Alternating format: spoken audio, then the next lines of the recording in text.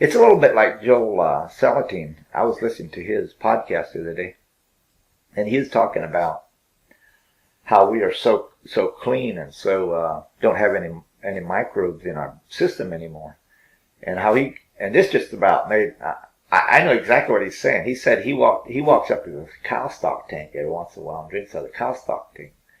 And now I've raised a lot of cows in my life, and the cow goes up to drink and they slobber into that stock tank. He said that's the best thing to keep your microbes in your system, because the cows eat the grass. You get some of that cow slobber in him, you know.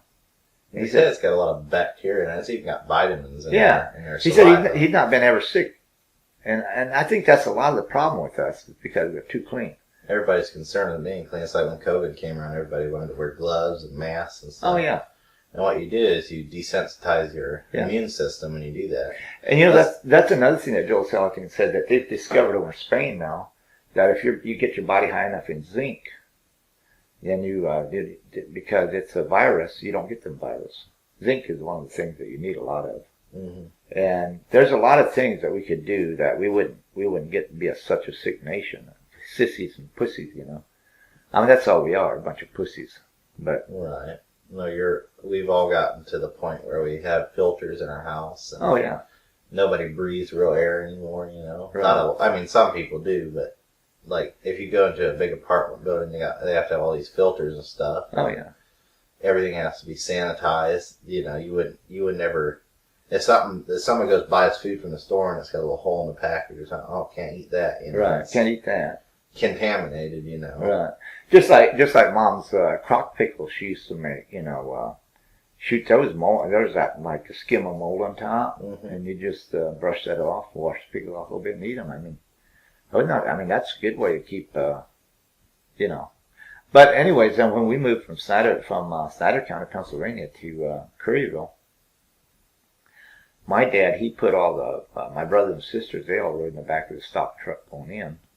I rode up in the cab of the truck because I was the youngest. And then I don't remember how my mom came out. I think my mom came some other way. Maybe she rode the bus out, I don't know. But yeah, my brothers and sisters, they all rode in the back of the stock truck, which is totally legal, but, you know. Mm-hmm. You know, when you're Amish, you just, you survive, you know. That's one thing about growing up Amish. You just learn to survive. I know you break a lot of English laws, but the English really don't understand our culture. Right. And so the Amish, they kind of got their own culture, just like, you know, Muslims and everybody else. Everybody else's religion, they got their real.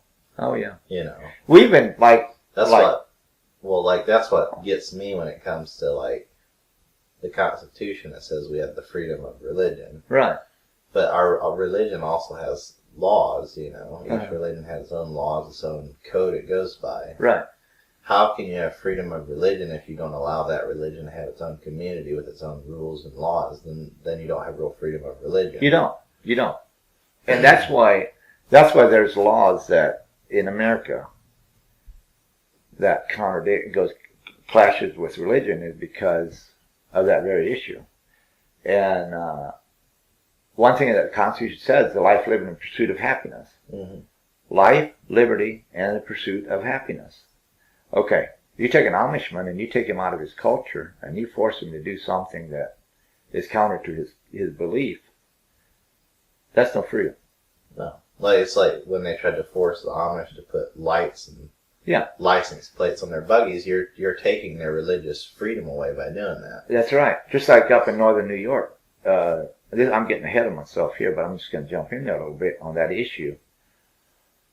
The Schwarzentroopers moved up there in Lawrence, close to St. Lawrence County. Well, we were in St. Lawrence County too, but they lived about 30 miles west of us. And now Schwarzentroopers, they don't have any slow-moving triangles on their buggies. They didn't want any. All they have is a little lantern. And I'll tell you what, you can't hardly see those at night. It's a dangerous way to live. Mm-hmm. But the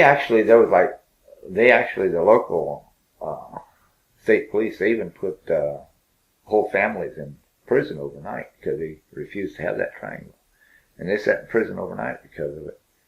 But that's just a little example of how cultures clash. Mm-hmm. And especially in this day and age of supersonic speeds and stuff, you know. You take the buggy out there on the road and cars coming down the road, you know. A lot of these locals around our area where we live do, 60, 70 down these back roads. Oh, yeah. And they're flying on through there. You got one of them buggies that's doing maybe 15 mile an hour tops, Right. You get a car come barreling up behind it 70 mile an hour on a blind corner, Right. And even like the little town of Norfolk, New York, they decided they didn't want the horse and buggies going through there, shitting on the road. So they made a town meeting one night and said that we're going to have to shut this down. I'm getting ahead of myself here, but I'll come back later. Anyway, they said they're going to have to shut this down, shut these Amish down, and make them either going to have to stop and clean up the horses' feces, or then they're going to have to stop going through town. So they had a meeting, and the whole town rose up against it and said, no, you can't do that, because they bring a lot of trade into our town, plus there's a lot of people ride horses through town. Mm-hmm. And somebody on horseback, they can't stop and scoop that shit up. Yeah, you'd be stopping a little bit. Have you seen how much a horse they crap? They crap pretty regular. There's a lot of things like that, that if we wouldn't have the Constitution, we wouldn't be able to survive as a people group. That's what makes America so great, is because you have that because of the Constitution. Absolutely. Protects your freedom, whether other people like it or not. Yep. That's why I always say, if you don't like someone else's religion, move somewhere else. It's America. Right. Somebody shouldn't have to move or stop their religious beliefs just because it offends you. No, absolutely not. Absolutely not. In fact, that's like you said, that's what makes America great, is the different cultures. Mm-hmm. And